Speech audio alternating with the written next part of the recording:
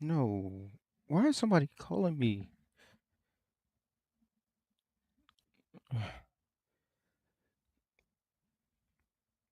Mm,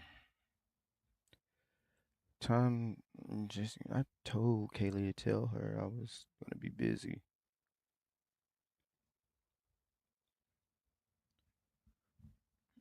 Okay.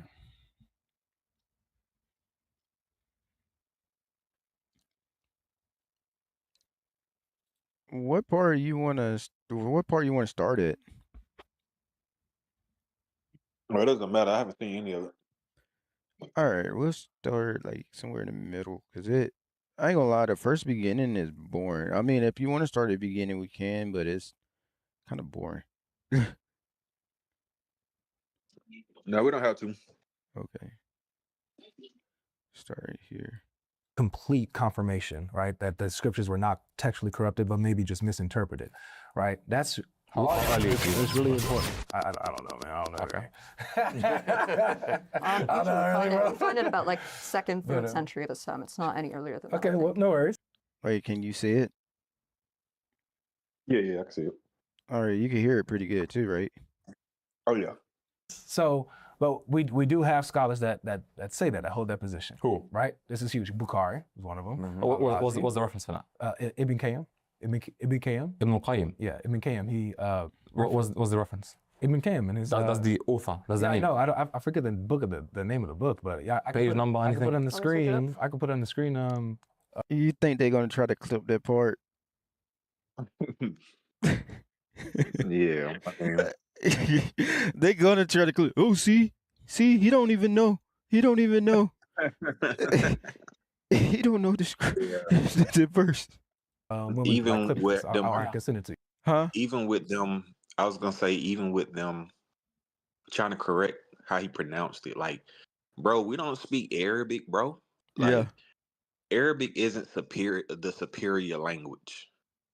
You know what True. I'm saying? Like we don't, yeah, we're gonna butcher these Arabic words. Like, bro, we speak English, bro, and we we struggle speaking correct English. Right. Right, that's crazy, bro. Come on now.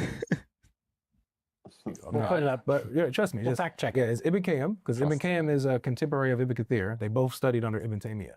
Okay, I don't remember the exact name of the book. I think it started with a B though, but it's an Arabic word. I don't remember Arabic words, bro. You know what I'm saying? So you know, my bad, man, my bad. You're good, bro. Okay, thank you, man. Have mercy on me. So you got Ibn Qayyim, right? He references Bukhari's position Right. in that that the scriptures were not textually corrupted, but they were only misinterpreted. He goes by other positions. He mentions other groups that also held it. He didn't name them specifically. Okay. One other guy he mentioned was Al-Razi. He also mentions. When is Al-Razi? I don't know. You don't know. Thing Okay. with Ar-Razi See, though look at is it. that Ar-Razi he, they think they got him like, oh, he don't know nothing right here. Yeah, he, he gonna say, start smiling. Like yeah. I'm not gonna lie, like through this part, like for the first, like for I think like 20 minutes, he's just smiling. Like they think they got him.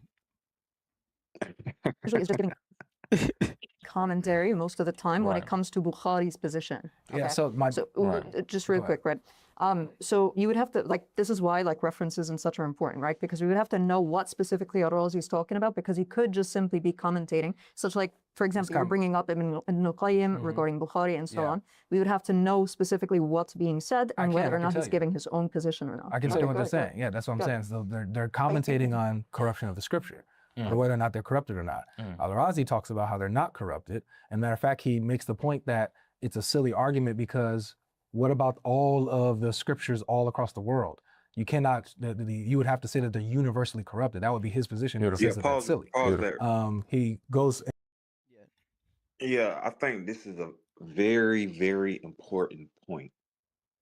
I don't know the guy's name that he just mentioned, but that's something that I don't think Muslims think about too deeply. Like, okay, they say that the Bible is corrupted, right? Yeah. So that means like they talk as if the Bible is just in one area. right? Yeah.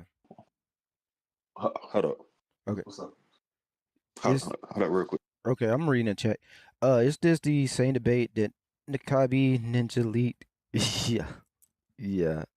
Well, this is the crazy part. She claims that the video, like on Twitter, she claimed that it was the first debate. But she was lying there too.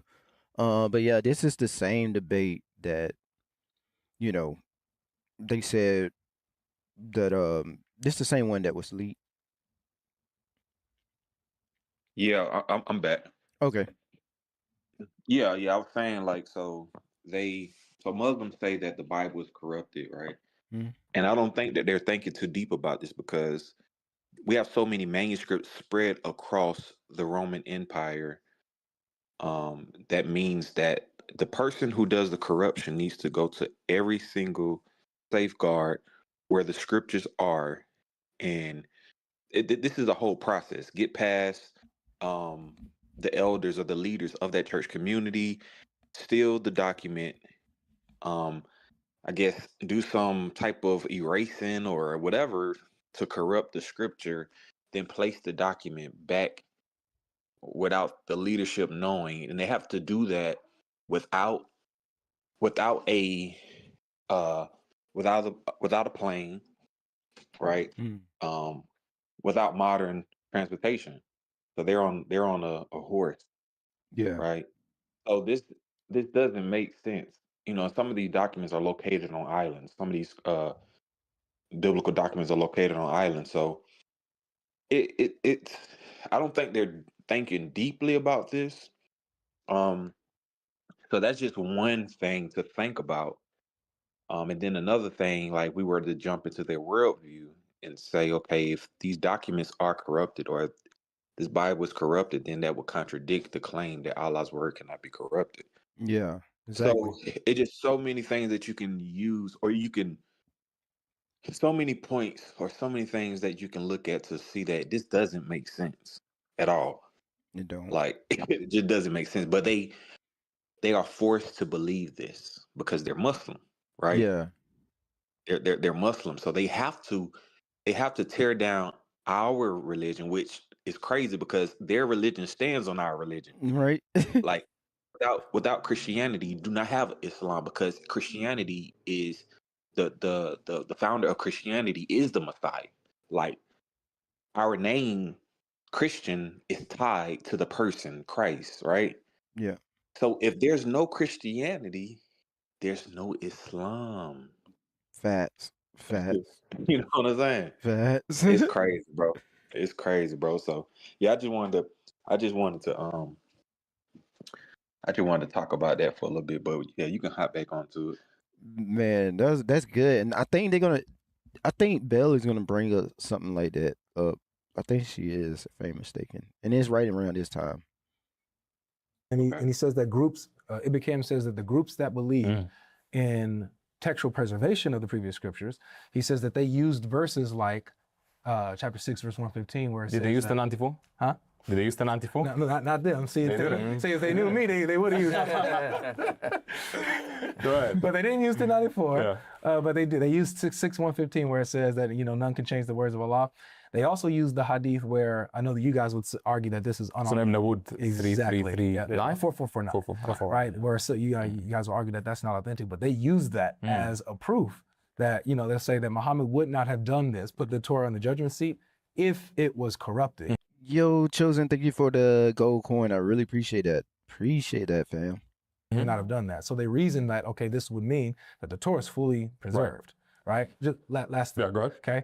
So now with 1094, this is my thing. Right?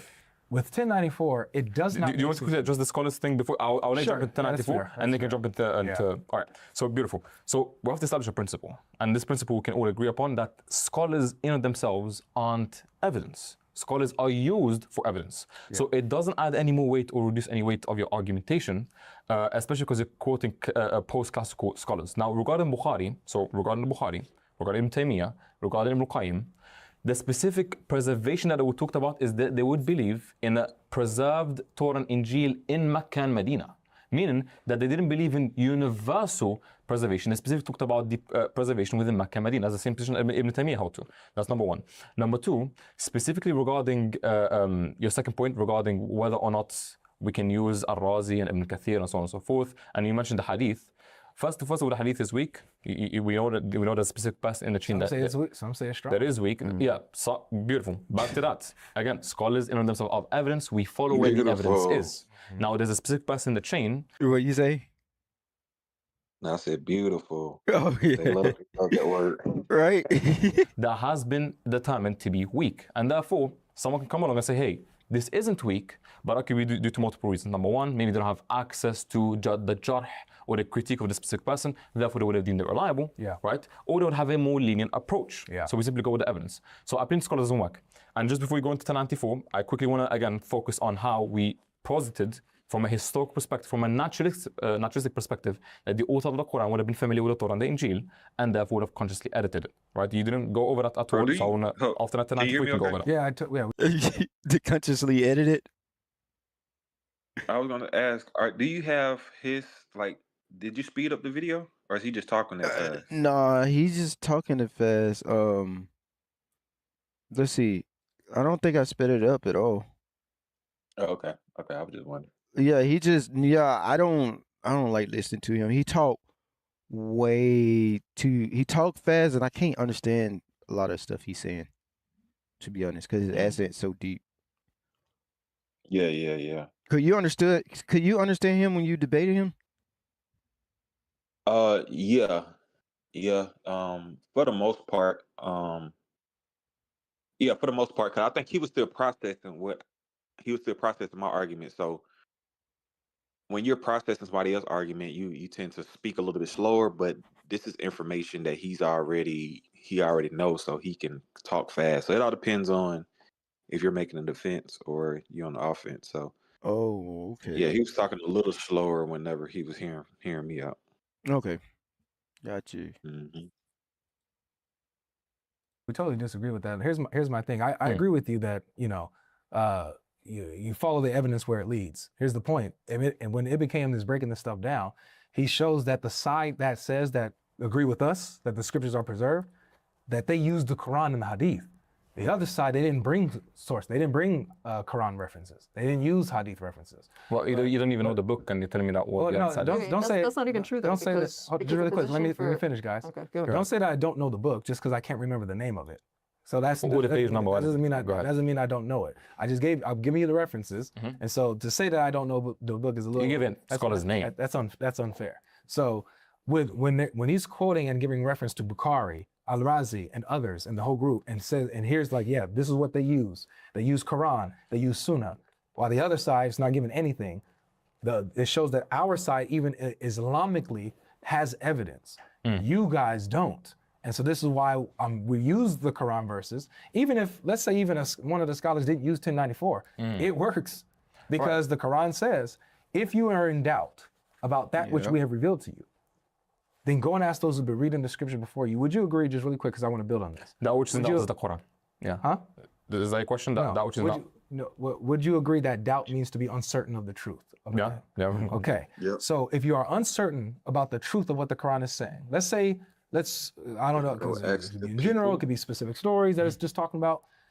But if you're doubting of the truth about what the Quran is saying, what can you do to ascertain the truth?